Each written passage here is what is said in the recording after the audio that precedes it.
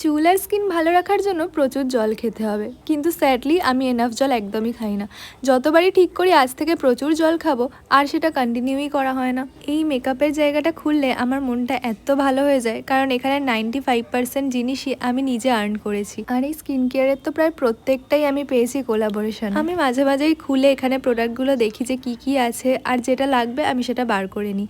আজকে একটা ময়শ্চারাইজারের দরকার ছিল, তো ডক্টর শেডের এই ময়শ্চারাইজারটা নিলাম। তারপর চান করে লাঞ্চ করে নিয়ে দোকানের জন্য রেডি হচ্ছিলাম। আর আমি রোজই নতুন কিছু একটা পারফিউম লাগিয়ে যাই, আর আজকে এস্টে লডারের এই পারফিউমটা ইউজ করেছি। সামনে তো দিওয়ালি, ধনতেরাস সব কিছুই আসছে, তাই জন্য দোকান ডেকোরেশনের কাজ এখন রোজই চলছে। তাই এখন তো দোকানে প্রচুর কাজ আছে, যেমন স্টক সাজানো, ডেকোরেশন করা, লাইট লাগানো। আর আজও লাইট লাগানোর কাজ চলছে এখানে। রোজই এখন এত কাজ করতে হচ্ছে, আমি ভীষণ টায়ার্ড হয়ে যাচ্ছি। বাড়ি এসে আর এনার্জিই থাকে না। দিওয়ালির বেস্ট পার্ট কিন্তু প্রত্যেকটা ঘরে লাইট দিয়ে এত সুন্দর সুন্দর ডেকোরেশন করা হয়, যেটা বছরে শুধুমাত্র একবারই দেখা যায়। আর এই জন্য আমার এই সময়টা খুব ভালো লাগে।